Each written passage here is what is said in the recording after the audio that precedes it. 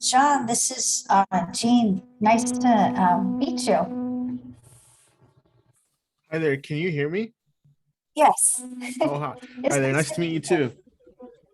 Yeah, thanks for letting me know the other day that you couldn't make it for the video recording. I'm going to try to call the Red Vision later today to see Wednesday at 1 o'clock. Will that work for you? Wednesday at 1, yeah, that's perfect. Okay. Okay. Yeah, it's nice to meet you. Yeah, sorry I'm not here. I'll do Good my to meet you. Yeah, sorry, I haven't got a chance to meet you yet in person. And sorry, I thought I was talking to the Red Vision on Wednesday. So sorry. That's okay. But yeah, good to see you. Yeah, there should be a few other students joining on the call this morning, and then I think you all really enjoy our host Jesse Ross. So, and were you able to do the IDI, John, or do you still having I'm trouble? checking it right now. Okay. Uh, just to see if I can log in because the password I think was not working yesterday. Okay. Yeah. I wonder And if it so had I like think a time limit or something like that, or it looks like he reset it. And okay. yeah, I'm in now. And you can take it after. It's going to show, and that's what this first session, Jesse is going to explain that IDI and just, to explain like the different where places where people might have landed. There's no right or wrong. It's just where people are based on their life experiences. So Yeah. you'll have time to take it after the session too. So, Okay. and, yeah, welcome, David. You must be one of the set team members. I am, yes. Okay, Hello. which campus? Are you Brooklyn Park or Eden Prairie? Yep, Brooklyn Park. Brooklyn Park. Welcome. So I'm Jean. I work with equity inclusion. So welcome. Thank So you. and Michaela. So also set team member. Are you Brooklyn Park or Eden Prairie? Brooklyn Park. Brooklyn Park. Okay. And there's Jesse. So, hey, Jesse. Hello. There should be a few other students joining us, Jesse, on the call. So, and then, oh, your video recording. So you'll send us the link, right? And we'll upload it. We have a D2L class that got created. So then the other students will be able to watch. So Awesome. Before we get started, Jean, were you able to get everything squared away? Falcone, sorry. yes, Yeah. I was able to get in this time. Yeah. Okay, is it Jean or John? Jean. Okay, sorry about that. It's okay. It'll be confusing, yeah, because I'm Jean and then he's Jean. Yes, so it's nice to meet you all. Normally, we would be on campus, right? And normally I would get to know the sub team members more, but everything kind of lately is kind of virtual here. So, but thank you for joining us. So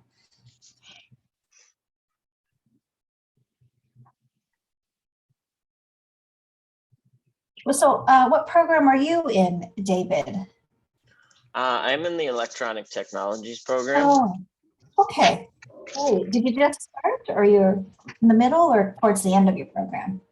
So I should be in second semester, but all of my classes were canceled because not enough people got into them. So they put me forward to third semester. I'll be going back to second semester. Not sure how many classes after that I know I have fourth semester, but everything else is basically already taken care of from a previous degree that I have. So Okay. it Okay. won't be quite as long. Okay. So you're kind of middle, getting close towards the end. Yeah, not beginning the program. Okay.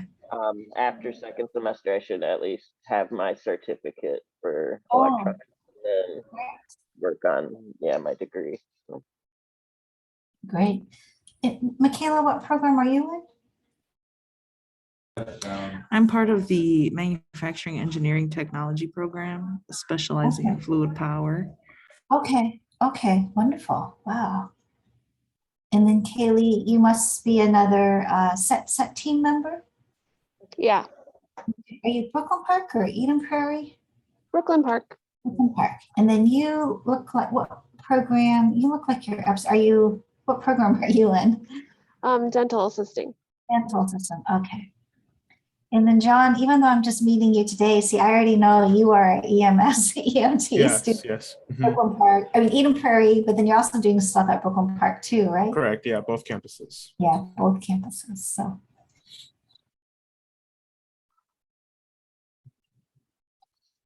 So Jesse, maybe we wait a couple more minutes. I think there was a couple more students that were able to do it live with us, and then the other Sounds students good.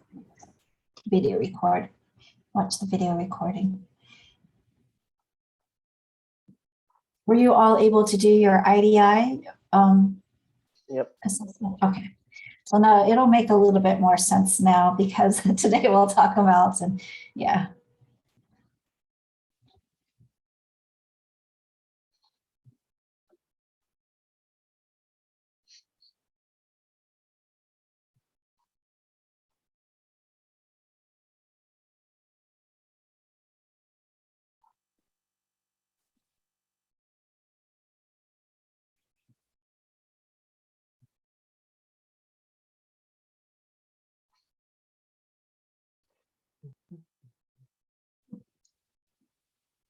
Ah, I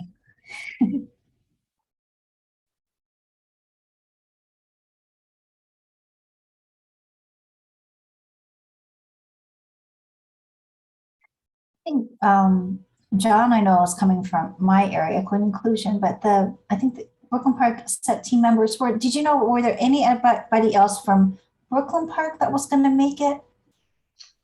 I'm not sure.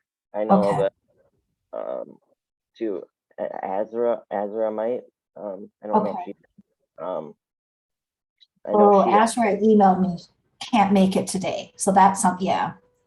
And then I don't know about the Eden Prairie set team. I was thinking that we would see some, but none of you are Eden Prairie yet. And then I think from Equity Inclusion, I believe Rolanda is joining us. I think Khadija has class right now. So let me see. My colleague's calling him. Let me see.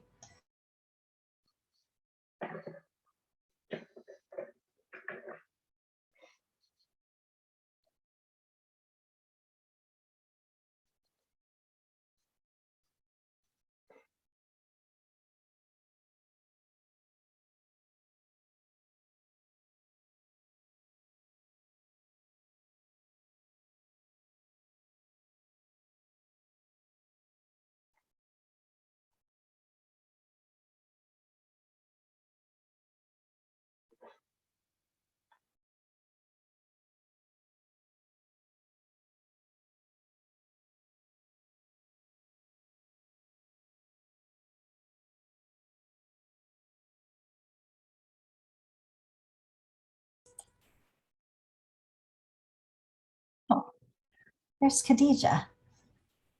Hi, Khadija.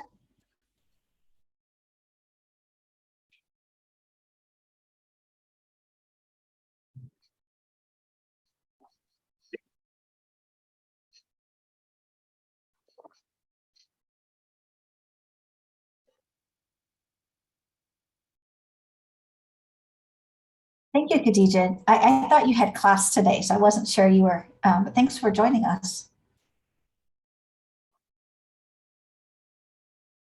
And I think Rolanda Sorry just, about that.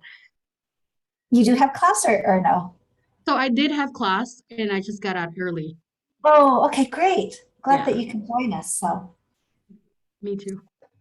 Khadija, I don't think you've met, John is on the call today, is the other cultural and global navigator. So John, Khadija that you see on the screen, you two are our cultural and global. Yeah, so great to have you here today. And Jesse, Rolanda is trying to log on. So maybe when after Rolanda logs on, we could start. I think we've got some folks from Brooklyn Park set team, the students from the equity inclusion area. I'm not sure about the Eden Prairie set team Is it people on then. any, go open a browser.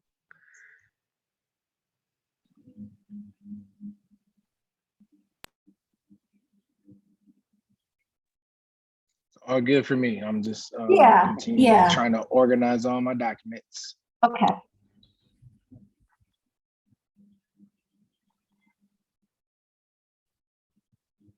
Okay, there's Lucky. And Jean, whenever we're done, and I send over the recording, I will tidy up like sides Yeah, and okay. send those as well. Okay. And you'll delete this part, right?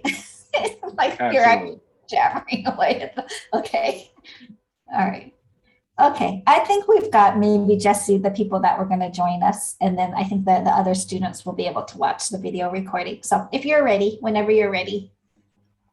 Okay, sounds good. Well, great afternoon, good people. Thank you for jumping on. Sorry, I didn't find where my screen is. There it is. I am Jesse Ross. I know some of you, and some of you will get to know me over the course of our time together. I've been connected to Hennepin Tech for a couple of years. At this point, I feel like it's so long, I don't remember exactly when, but Gene and I have become friends, gotten to know Lucky and a few of the other staff people that you all interact with. So I am just a quick, brief bio about me. I'm from Minneapolis, Minnesota. I live maybe about 15 minutes south of the Brooklyn Park campus in North Minneapolis. And I do a lot of work around leadership development and diversity inclusion work. And so whether it is colleges or corporate companies or nonprofits or even community work, I really kind of center my work in working with people, helping them understand who they are, helping them understand the institutions or organizations that they are connected to, and then really kind of building that self-discovery inside all of those entities to figure out how can we learn and develop some skills to become better human beings, better systems, better companies. And so I don't take this lightly. My brief intro to this work came from typically me being one of the only Black professionals inside an organization, and sometimes even the youngest. And so I had to learn kind of on my feet, didn't have a lot of cultural mentors that looked like me or took time to do this. And I actually took this assessment, and the time that I had with the person who was kind of reading my assessment back to me was actually really good all the way up until the end, right? It was just like, hey, you landed here. Do you have any idea why? I had a very strong sense of my cultural upbringing and my heritage, which was implanted pretty much by my mother and my father. And then they got to the end part where it was like very biased on, you need to change this. And I completely disagreed. And I was like, I don't think I need to change anything. My mama told me, all you gotta do is stay Black and die. That was just a phrase that she would use, right? And so coming from someone who had a different cultural identity than I had, but also recognizing that if I had this kind of strong heritage and understanding of myself, but other people didn't, how problematic that could be. And that really kind of sparked my journey into diving into this. So my goal is not to convince you about anything. It's not to tell you, here's what you should or should not do. My hope is that throughout our time, and I'm very available, and so even after, whether it's the recording or our sessions, you can feel free to reach out to me. I try to make myself as accessible as possible.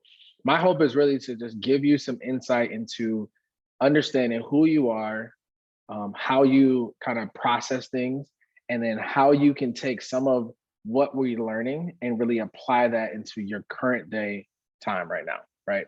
That's really it. It's like really kind of gaining that self-understanding, that self-awareness, but then also recognizing as you are learning more about yourself, you hopefully should understand how people are. So there's three kind of rules that I kind of live by. Is first thing, you got to understand yourself. Who are you? What do you do? What do you like? What do you not like? Where did you grow up? What's your background? What are those kind of values that were instilled in you that you may not even be aware of? For you to understand self, then you understand others. Who are they? What do they like? What do they dislike? What gets on their last nerve? What communication styles, things and thought process are they dealing with? Once you understand who you are and who other people are, then the third one is make the necessary adjustments and adapt. So now that I have the information, now that I have at least a subset of data to go off of, now here's how I can start adjusting and adapting as, to the information that I'm presented with, but also in my certain environments, circle of influences, and however that may be. So just kind of wanted to give that quick overview. And all of you hopefully had an opportunity to take the assessment, and then you should have received a video kind of walkthrough about here are the different orientation stages. I'm gonna go through those very quickly just in case you didn't get to that.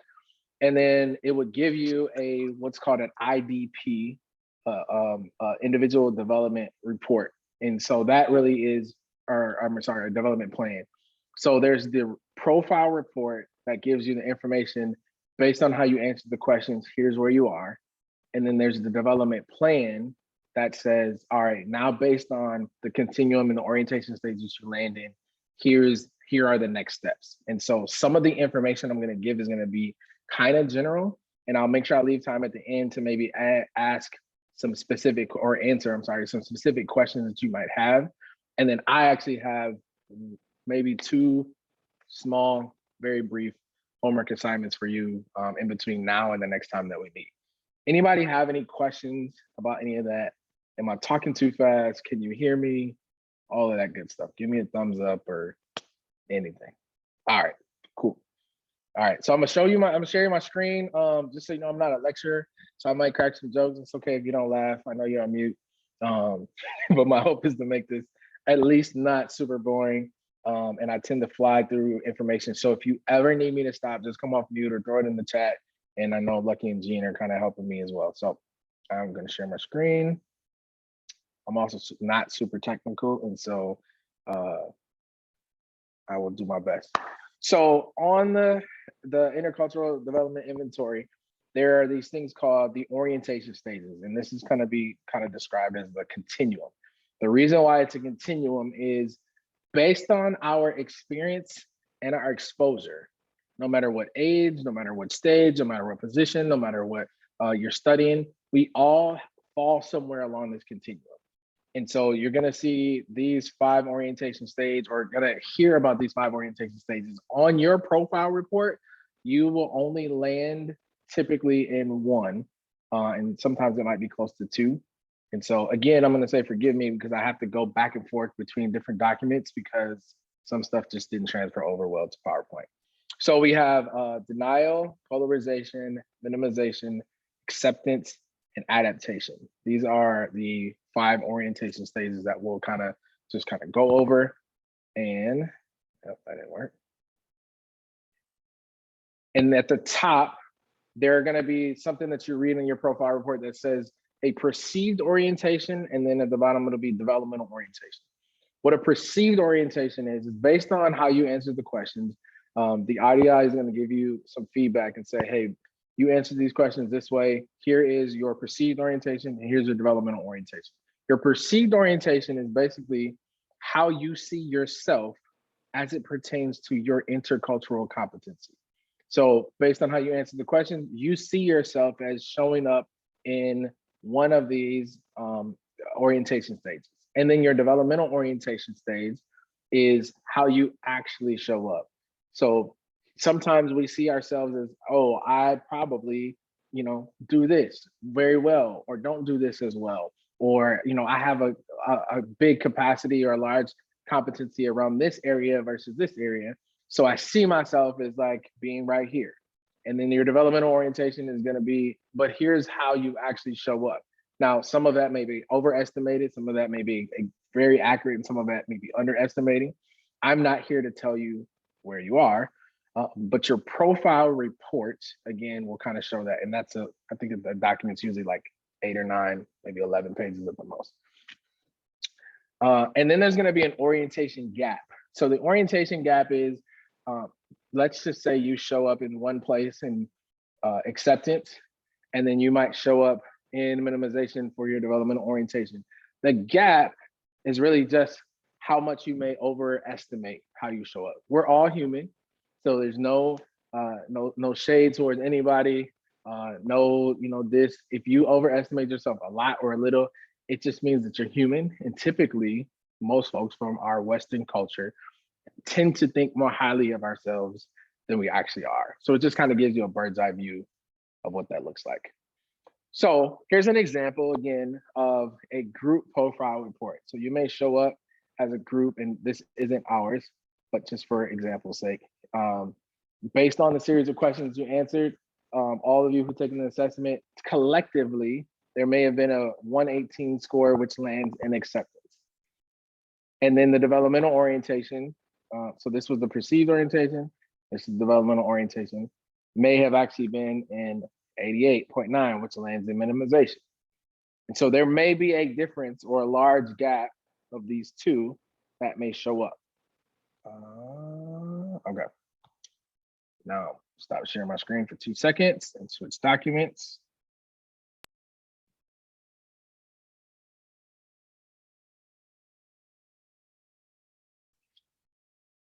Yep. Realize I didn't have the right one pulled up. I'm going to show you an example of someone who's not associated in the group for confidentiality. And this person's IDI is someone I also I use a lot, so it's okay. Oh, perfect.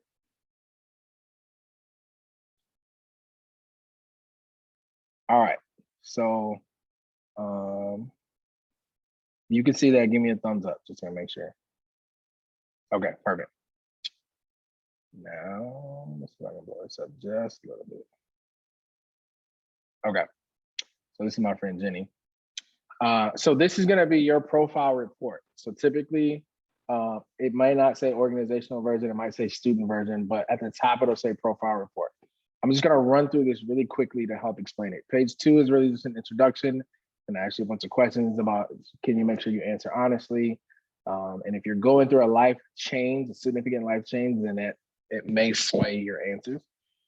This is going to talk about that continuum that I mentioned that just had the boxes.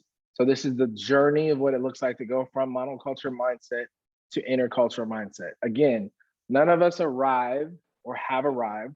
We all show up in different spaces based on our experience and our exposure. But these are the 5 orientation stages. Then it's going to give you some definitions of what it looks like. Just a brief overview. The orientation stage of denial is basically an orientation stage where you sometimes may not notice a deeper cultural difference in people, or you might avoid diving into cultural differences.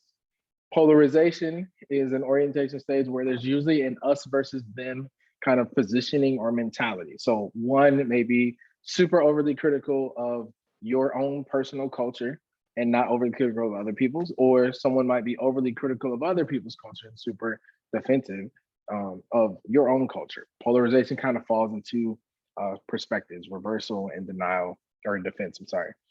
Minimization is typically where folks land in majority culture groups. And so minimization is basically having the tendency to highlight commonalities, but sometimes it masks important cultural difference. So highlighting commonalities looks like you might, you can connect with people, you can get along with anybody, but you might not be able to go deeper into their cultural heritage or their cultural aspects of themselves just based on your, again, experience and exposure. Acceptance is when you're able to not only connect and highlight with people, but you're able to like really appreciate patterns of cultural difference, whether it's your own or other people's culture, and you go a little bit deeper, right? And so minimization is kind of like, hey, I love people, I can connect, but I don't really know about that culture. Acceptance is usually like you can go a little bit deeper than just conversation and you know some things. And then adaptation is one of the last phases on the orientation stages where you're able to readily shift your cultural perspective or change your behavior appropriately and in an authentic way. So a lot of us have heard the term behavioral code switching. I'm sorry, you've heard the term code switching, and this is what's called behavioral code switching. So code switching usually is when you are kind of trying to become part of another group, or you're trying to assimilate, which means you kind of give up pieces of yourself. Behavioral code switching is like, hey, I recognize that there's something different happening. This is a different set of what I'm either used to or accustomed to, but because I know how to make the adjustment, I'm going to adjust, I'm going to adapt, but I'm not going to lose myself. I'm just going to behaviorally make the shift and be a part of that culture. And so this kind of shows up in different ways. And again, I'm trying to give you like the super high level of what it looks like. On page 5, it's going to give you basically a glossary of how to interpret the IDI. I just went through most of that. And then here's another example, just a different view of what your perceived orientation and your developmental orientation kind of looks like. So again, Your profile report on page 6 is going to say, here's what your perceived orientation state is. And then below, it will give you what your perceived orientation is. So this person, they see themselves as being an adaptation, which again reflects the ability to understand deeply a cultural or shift a cultural perspective and adapt, right? They see themselves as that way. And then developmentally, they show up in acceptance. This is pretty common. Most people see ourselves one way and then we show up in different ways. So I just want you to make sure that you understand as you are going through your assessment, you like Jenny's assessment is going to be completely different than Jean's. Jean's assessment may be completely different than Lucky's, and so on and so on, because everyone will answer the questions differently based on their experience and exposure. After that, it'll show you the orientation gap that I kind of talked about. And then I'm gonna skip page 8. Page 9 is gonna be one that it helps kind of dive into what does this developmental orientation mean? So for example, on everyone's, I think page 9 will show boxes like this, but the word in the middle will be based on your orientation state. So for example, this is acceptance orientation states. These boxes are really to kind of just help connect and identify what are the characteristics and behaviors of that orientation stage. So if I were talking to you one-on-one, or if I was talking to Jenny one-on-one, I would say, hey, Jenny, here's what acceptance means. Here's how here's where you show up. Now let's kind of scroll through some of these boxes and see, do any of these resonate with you? Do any of these jump out? Do any of these kind of show up in your own personal life? And Jenny might say, you know what? I've always been curious about other cultures and interested in learning more about them. And I totally recognize there's some differences between my own culture and other groups. And that really came out last year when the civil unrest happened. I don't know as much as I know. I'm not really able to suspend judgments, but I would like to, and I've been curious about that, right? I get stuck in value paralysis. So you might find one or two of those boxes, you might go, yeah, that kind of sounds like me, or maybe, but I don't really know. And you might, kind of just process that. That's the hope, is for you to find some way of connecting with whatever the orientation stage that you that shows up in your profile report. Now, if you don't, again, feel free to connect with me and I can kind of help walk that through to help it make sense. But I've tried to kind of break it down very simple. And then it talks about a strength. So all the orientation stages have some type of strength. For acceptance, it's you have a super positive attitude and willingness to understand and dive deeper into these cultural differences. Great. Here's a developmental opportunity, not a problem, but an opportunity or a call to action. Let's dive deeper into your understanding so that you can recognize not only specific cultural frameworks, or you can just start making better ethical judgments, right? So everyone is going to have a strength and a developmental opportunity based on whatever your profile report is and says. Now, this is important because I don't want anyone trying to compare your profile report to someone else's. It's not about where other people are. It's really just about you, right? We're focusing on kind of self-understanding and learning. And then it's going to give you kind of an organization example that I'm going to switch. So I'm going to pause just for a quick second, and I flew over that. Does anybody have any questions about either your profile report or some of the information that I went over real quick? I do. Go for it. So I'm looking at mine right now. And I think what may have happened is, and I'm not sure that this is how this is how, I'm looking at my results, but I really don't feel the way like that, the results that I have, because the things that I put, it may have, I don't know if it's because of certain things that I put, but I'm more like seeing, I don't know.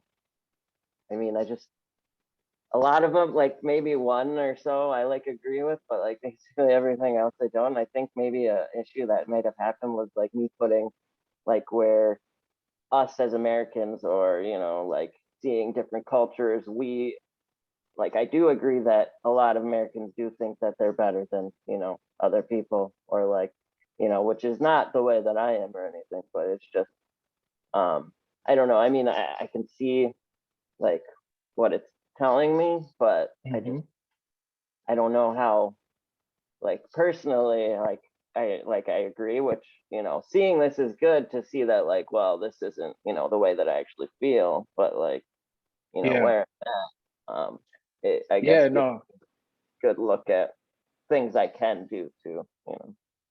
Yeah, well, no, I think it's a good observation. And so let me also, so thank you for sharing that.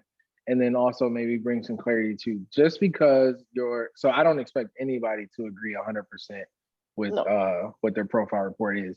But also you brought up a really good point. So like while you may agree, you know, to the viewpoint of one of the boxes or a few of the things, that may not be your personal response. But based on how you answer the questions, like you said, it's how it kind of shows up. That's one thing. The other observation is sometimes we're so ingrained with things that we have just kind of either, whether it's behaviors or viewpoints or thought processes, we may feel a completely different way about one thing, but we may show up in certain areas and spaces one all like completely different. And so both can be present. So it's almost like a both and, right? And so I just try to encourage people not to, you know, not to convince people that no, this assessment is completely accurate or that it's completely wrong, but say based on how you answered the questions, maybe there's some room to kind of dive into the thought process or the ideology or the patterns of behavior that you may have been exposed to that you might be aware or unaware of. Does that make sense? Yeah, I think also it could have just, I mean, some of the wordings was, you know, maybe I read in a different way than the meaning was supposed to be, or, you know, something it could have been like that, or I don't know, but Absolutely. Yep. No, I think that's a fair assumption. I don't expect anybody to be like, absolutely, this is it, or have known all the words and all the explanations. yeah, They don't try to trick you, but they do ask a few questions differently, the same questions, but they ask it differently just to kind of get your opinion as well. So, no, thanks for bringing that up. I appreciate that. Any other Jesse, questions or thoughts? Jesse, can I just add for David? I know similar David, like a colleague was sharing their where they landed. And I really saw them differently. I actually saw them in a more very inclusive way. And similar, David, they were like, you know, I just never thought about it that way, or thought about the words in that way, or thought about some of the things that they do that I thought was very good with being able to kind of accept and adapt and move through different cultures. So sometimes I think Jesse mentioned sometimes people actually underestimate, or maybe it's not the way why they underestimated was because the terms are not used to having it defined in a certain way. Yeah, that's very true. Thank you for that. Any other questions or thoughts around that profile report at all? All right, you all aren't asleep, so that's a good thing. All right, I'm gonna go to the development plan, and this is a way longer document, and so I'm only gonna highlight a few things. I'm also gonna give you your homework, so if you're looking for something to write with or you need something to write with, I'm gonna give you that. We will also send this an email, so don't worry about that as well. So here is the development plan. So basically, when people walk through something like this, it's like, okay, great that you gave me this info, and a lot of it is very technical and kind of high level. Great that you gave me this info, but now what, right? And so what I appreciate at least about this assessment and about why we're doing this through Hennepin Technical College, the way that we're doing it, is not only to give you kind of a baseline of like, okay, based on the assessment, here's the data, but now here's what to do with the data. So the development plan is that. It's what to do, what now, how do I make this work? How do I start growing? And so I'm gonna walk through Jenny's development plan. I'm gonna skim through, and sorry if I'm making you dizzy, it's not my intention, but most of the beginning stuff is a little extra.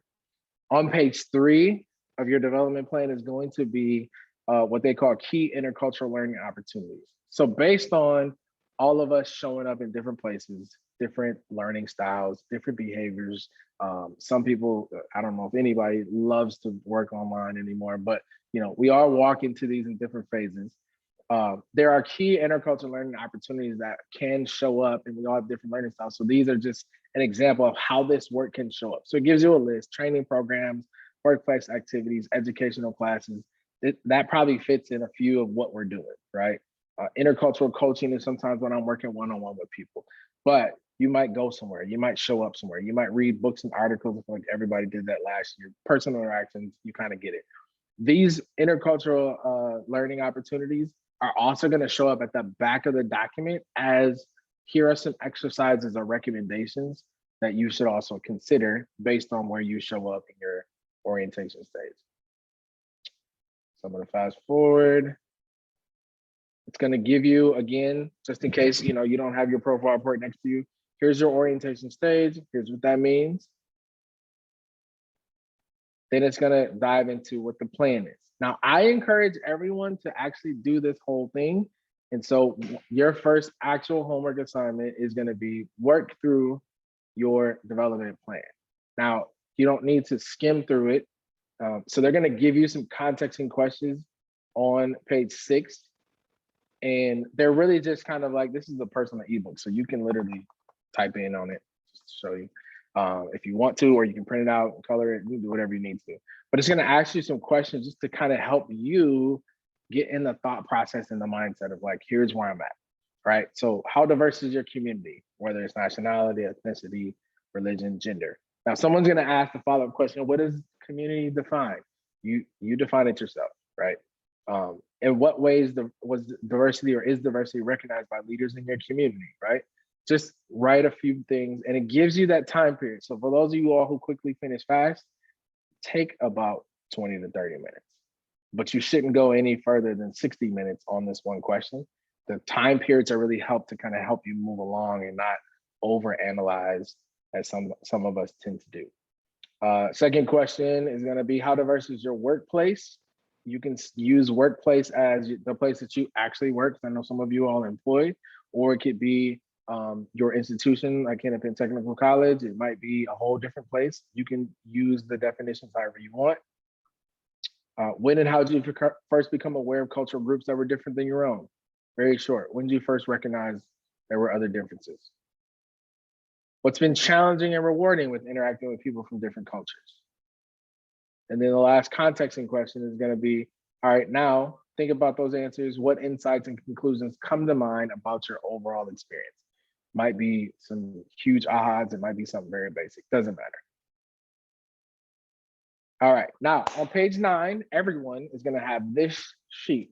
It says, please identify 1 to 2 goals that you have for effectively navigating cultural difference and commonalities. Your homework, should you choose to accept it, which I'm hoping you all do, will be to work through pages 9, 10, and 11.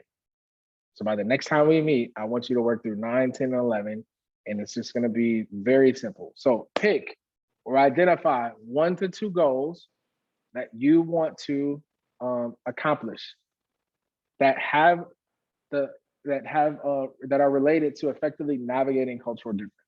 And how will you know you're making progress? So most of us, maybe not everybody, but has heard of this term kind of SMART goals, right? You want to set goals that are they have a timetable on it, they're achievable, they're very specific, and then you can kind of just dive into them. This is very similar. I usually tell people pick a personal and professional goal. I don't care which one you do. Most of the time it's a personal one, but it might be related to school, might be related to work. But basically you're going to say, I would like to accomplish this thing, and I'll know I've made progress on this goal when something happens. So I'll give you some examples. Some people say I would like to more deeply understand how my own cultural community has influenced my core beliefs and values. What does progress look like? I'll know I've made progress on this goal when I can better explain my own views and values in cultural terms to people from my own cultural community and different people, right? Don't worry about how eloquent you write it. That's not the goal. The goal is to just pick a goal. What is something that you want to accomplish pertaining cultural competency? And then what does progress look like? Once you figure out what those 1 to 2 goals are on page 10, it's just an easy plug and chug. I would like to navigate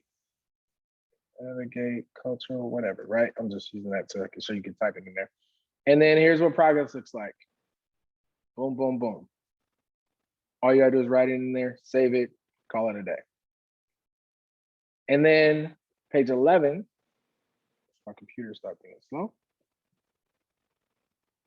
is asks you to identify challenging situations or barriers. Now, based on some of this work may be more difficult than others, more difficult for other people, based on you having a ton of experience or very little experience doing this, there might be some challenging situations or barriers there that come up. Most goals that you set, there's some type of opposition that comes up. And so it's just asking you to say, hey, if you want to navigate your own cultural difference, if you want to learn more about, you know, the history of said community, what's a challenging situation or barrier that may come up, right? You might have an internal fear about having conversations with said community because of an experience. That could be a challenging situation. And then what are you going to do to reduce that barrier? I'm going to ask for recommendations. I'm going to talk to someone. And so it's really just saying, all right, once you identify what the goal is and things that you want to do, what does progress look like so you can know you're on the right path? And then what's something that could come up and challenge you, because more than likely something is going to happen. Now, it may not be that, but if you're able to recognize and identify obstacles ahead of time, you're more likely to succeed. So your first homework assignment is to go through your development plan. Second assignment is to do pages 9, 10, and 11 in your, what we call IDP, your individual development plan. That's your only homework. The rest of the document we'll talk about next time we get together. It's going to be literally pages 12 through 20 are different exercises that you can do to increase your cultural awareness around whatever it is your orientation stage is. So Jenny's session is centered in around acceptance. So the questions or the recommendations, the exercises are going to be focused specifically around acceptance. If your orientation stage is minimization or adaptation or polarization or even denial, the questions are going to be different because it's all tailored based to how your assessment is. So when I say for the assignment number 1 is go through it, I just want you to literally skim through here and see what are some of the activities that they're asking you to do. You don't even have to do them all. You don't even have to do one, but I just want you to take a look at it so you can kind of know, here's where I'm at. And then identify those goals. So the second thing is identify 9, 10, 11. What are the goals that you want to accomplish? If you just do that within the next 3 weeks, by the time we meet again, you'll be right on track.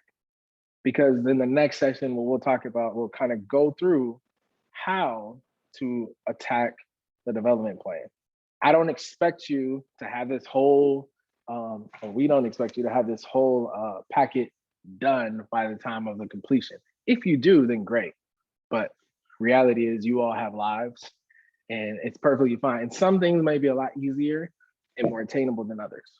And so the goal is to just figure out how we can start moving in this direction, and that after this is over, it's not just because it's a course, it becomes part of your life work of just understanding yourself and understanding others. So I'm going to stop sharing my screen, pause again for questions, comments, or complaints. Jesse, can I just to review, you want the students to homework assignment number 1, review their IDI profile report? The profile report and the development plan. So basically the two attachments, just review them, just go over them. Okay. And then homework assignment number 2, you would like the students to answer the questions on pages 9, 10, and 11.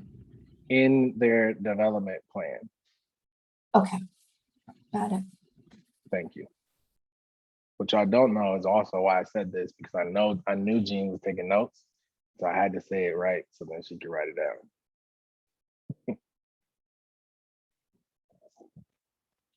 All right, so any questions about any of that? I got maybe one more thing that I'll kind of end off with, and then I'll leave you alone.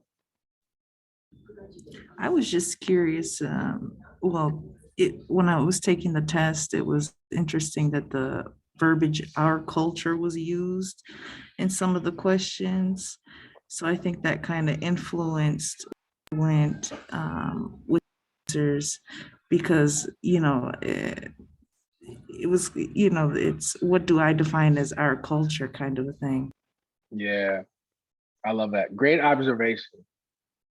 And you didn't have a question, which is perfect, but I'm going to talk a little bit about that next week or next time as well. Part of what I find in when people use that word culture, it becomes this universal thing, but it's so complex, right? And so everybody has a culture. And it's really the way that, kind of layman's terms, is like, it's the way that we do things. And so inside my own house, I have 6 kids and a wife. There's a way that we do things in our house. There's a way that, because I live in North Minneapolis, is the way that things happen in North Minneapolis, or even maybe on my block. And then there's a way, me as an African-American man, there's a way that I was brought up, or things that are culturally specific, right? And then you start adding those things, but people miss that culture really starts with you and where you, like, what were the influences around you. So there were values and expectations that your parents or your siblings or that your family members gave you. And then we started expanding into like school, and based on where you went to school or your education style or background, that might have influenced you. Then there's probably some like music and food and stuff involved. The holidays are coming up, so I always like to use that. Like, well, what do you have for the holiday that we call Thanksgiving, but we don't? Some people don't celebrate, and some people do, right? What do you typically have? What do you do for Christmas? If you celebrate Christmas and those holidays in December, and really kind of unpacking. And in the same room, and it's what, 8 of us in here, we could have a menu of probably 102 items just based on culture. And then there's like broader community of Hennepin Technical College. There's a way that happens for Hennepin Technical College, that the way that they do things inside the institution. And then there are like the broader things like subcultures around race, ethnicity, and gender. And so culture gets really boxed in to typically race, gender, ethnicity, and sometimes class. But there's a list of probably about 25 to 30 what I call diversity dimensions that really embodies culture. So, right, it could be your education, could be your age or your generation, right? Baby boomers versus Generation X. It could be your passion area around volunteerism versus social justice versus homelessness. It could be all types of things like that. And sometimes people get caught up in that. So that's great observation. I just wanted to echo that. Speaking of that, since you made the perfect transition, so thank you very much. I'll throw up a slide, one more slide, and then I'll leave you alone, I promise. So when it comes to culture, sometimes I've learned that there are these things called target identities and agent identities. So a target identity sometimes is when you experience being marginalized or that you are maybe an outsider. And then agent identity is the exact opposite, when you maybe experience access to resources or power, or you're part of the in-group. And based on how we may show up in the world, right? And I'm not going to define that for you. What we tend to know, or what we know about members of underrepresented groups, is they sometimes focus or are much more mindful of their target identities and minimize their aspects of agency. So if you ever have felt like you had a target identity, I'll use mine as being a Black man in corporate America, sometimes I may be more mindful of that than I am of my agency, and I might minimize my aspects of agency. I used to work downtown Minneapolis in the IDS building. All I saw was corporate folks, and I didn't come from a corporate background. My mom and dad were blue collar workers, and it felt awkward for like the first 2 years, and I was down there for 4, or no, maybe 5. Awkward, very awkward the first 2 years. I felt out of place, and I saw people, black and brown people of color downtown, but it just felt weird. And even inside my organization, it was weird. But I would go home to my community in North Minneapolis, and I'm like, oh, whew, I feel good, right? And sometimes that happens, and that's a target. So being inside that environment in the IDS building was in target identity, where I felt marginalized. I didn't feel like I was part of the group. Even inside of my organization, I didn't feel like I was part of the group. But when I went home, I felt like, man, I had agency. Now, here's the crazy part. As I have grown my understanding and my awareness, some of that is just through living life. Some of that is by setting some of these goals.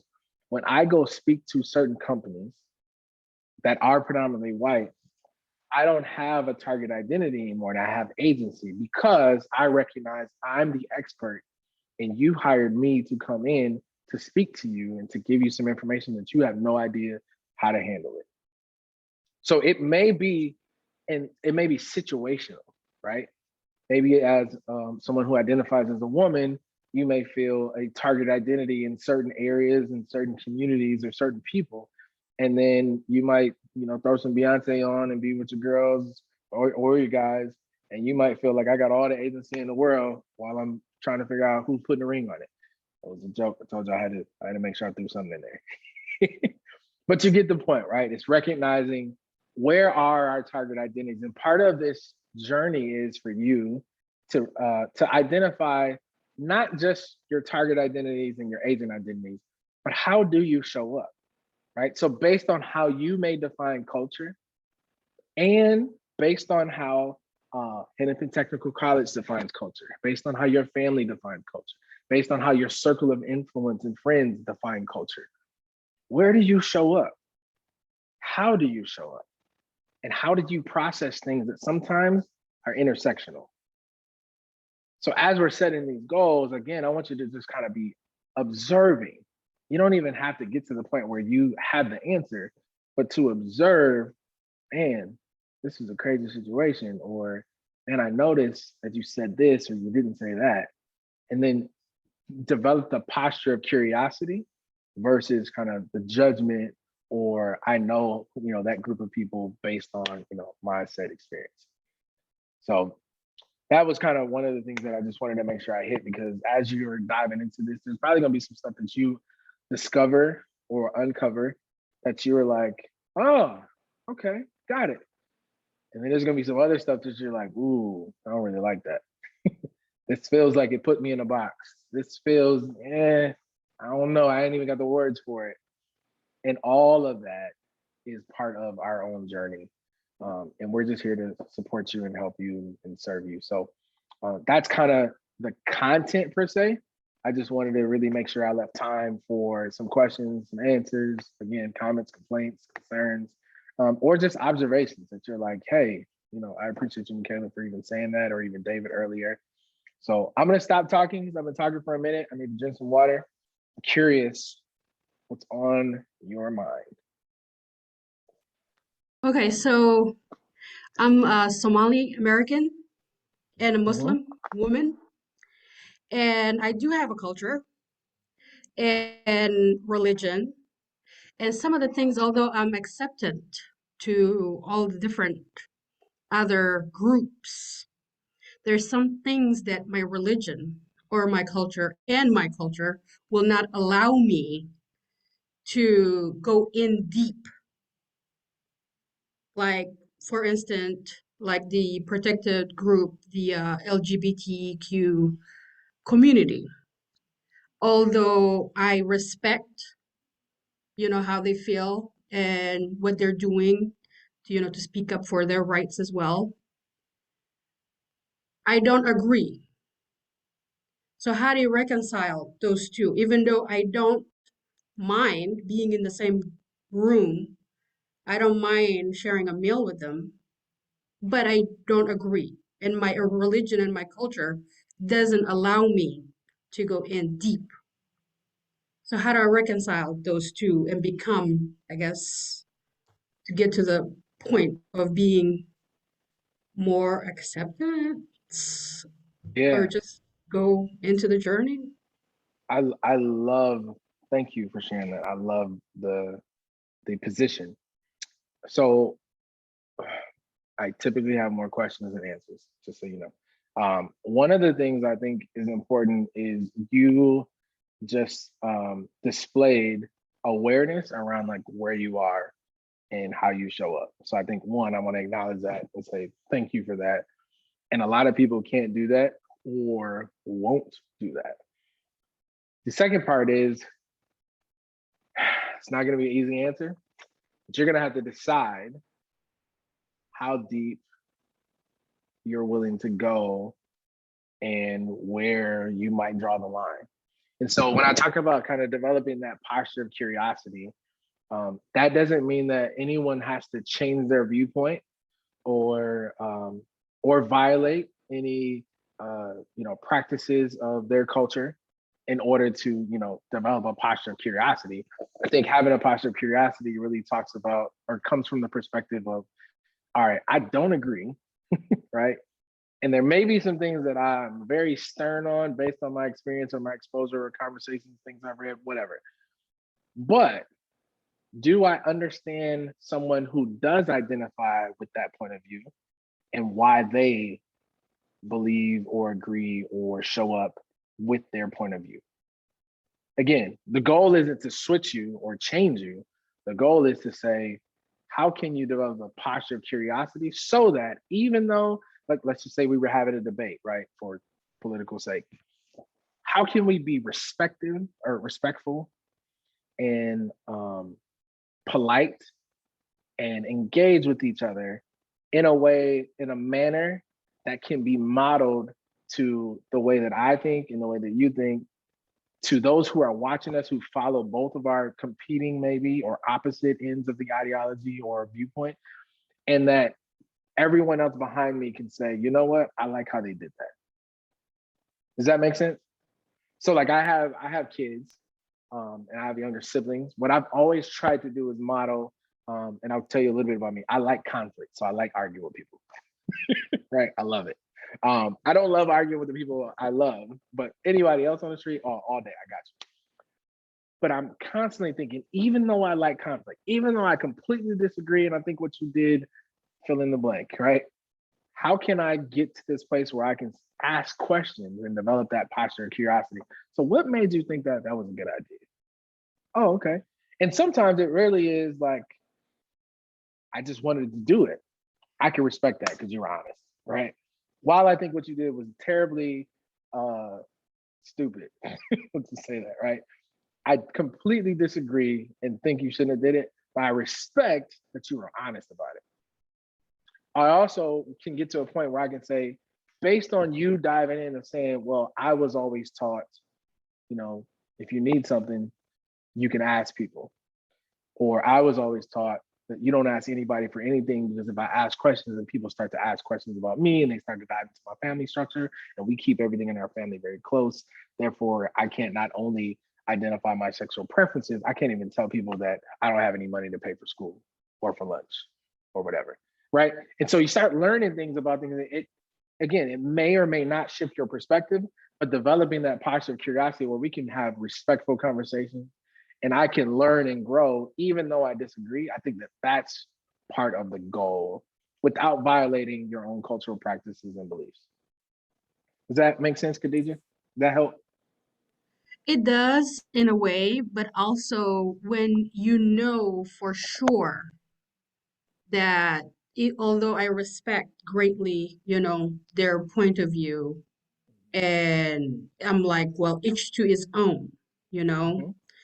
but I don't know how it would change anything in me by going in deeper, but I don't even know what deeper is.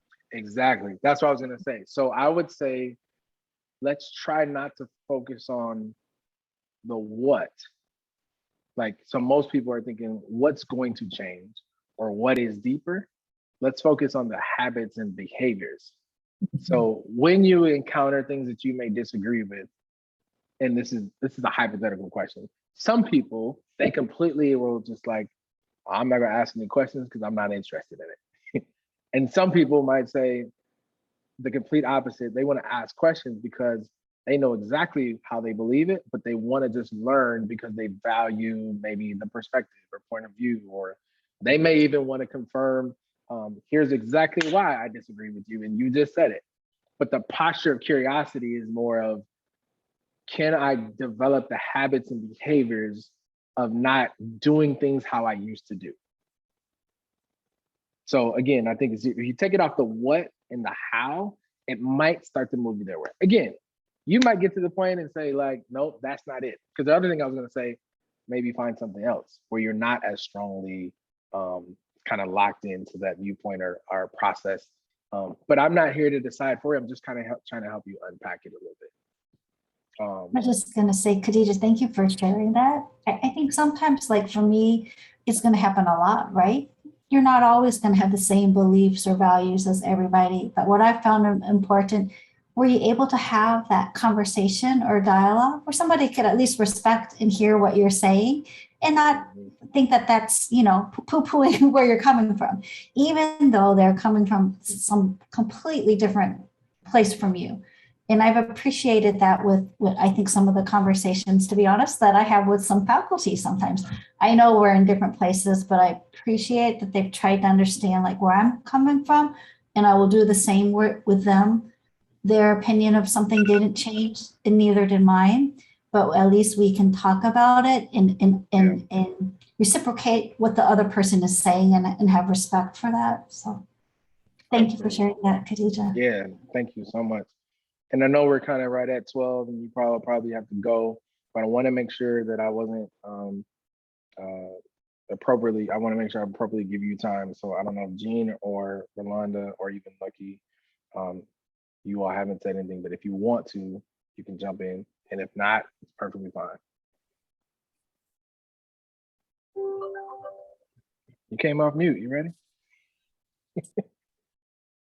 I just have one question. Go for it. With looking at my scores and seeing where I rated myself versus where I really landed, I see I need work, and I'm willing to do the work, and I'm willing to go through the exercises and the homework. But how often do you see people have growth from this? Great question. All right, so I'll give you the technical answer and then I'll give you the Jesse Ross answer. The technical answer is for anyone who wants to see growth in your IDI results, it typically takes somewhere between 30 to 50 hours of actual work and practice. That's what they would say. I would say, if you, just like I answered with Khadija, if you don't focus on the what, like let's not focus on moving to a certain, like the next orientation stage. Let's not focus on, I gotta get better because whatever it may be, and just say, man, okay, based on this information, here's where I'm at. And now let me start doing some work so that whenever the next time I'm able to engage in a conversation, or maybe this is the destination that I want to get to, but along the way, I'm going to run into a few different, ideas and conversations and engagements and experiences. I want to be able to observe what's happening and then be able to point out, wow, when I took the assessment, this is where I was, and I feel like I'm moving.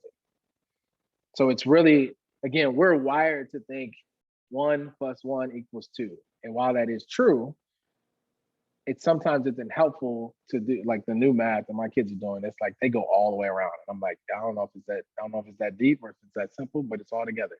And so it's really more of like, okay, if I commit to doing something and reaching that goal, you're going to see it show up. And then it's really having this type of community and access to people that are also doing the work to go to exchange the wins and the losses and the troubleshoots and then go, oh man, that happened to you too.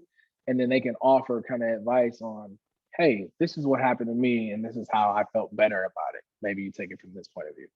So I answered it like directly, but indirectly, because I think everyone is different because we're all unique and we all come with our stuff in a good way. All right. Any other last thoughts?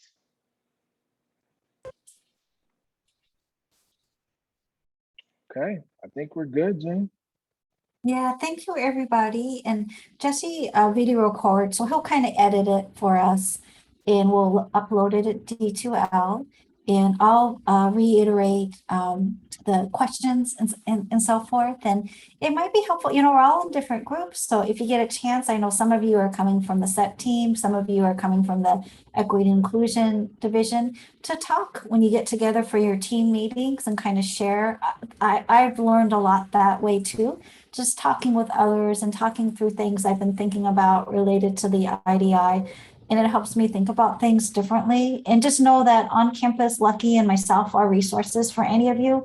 We're happy to talk with you or answer any questions, or if you want some Zoom time or phone call or in-person time. Lucky and I have done the IDI when we went through quite a few different equity leadership institutes around this. So happy to talk through anything with all of you too. So, but thank you so much. I know it's Friday, it's busy time for everybody. So thanks for really investing yourselves in this. So. Yeah, I want to echo that too. Thank you so much for diving in. Go ahead, Lucky. Thank you so much, everybody. It's not a one-day process, it's a journey. So just know that if you're thinking about building a wall, you got to lay a brick down every day, you know, and eventually you'll see that wall come to life. So take it one day at a time, and we are the resources if you need it. We're here. All right. Absolutely. Good work, everybody. I love it. Yeah. Yep. And Thank you. I just Jean- want to say Jean will thank add- you for giving us the opportunity to be here and learn. I love Oh, it. I you're love it. welcome.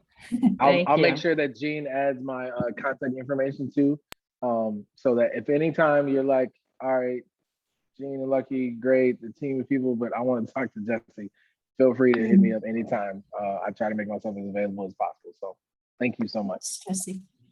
All right. Enjoy your Friday, everybody. Thank you. Thank you. Bye. Thank you.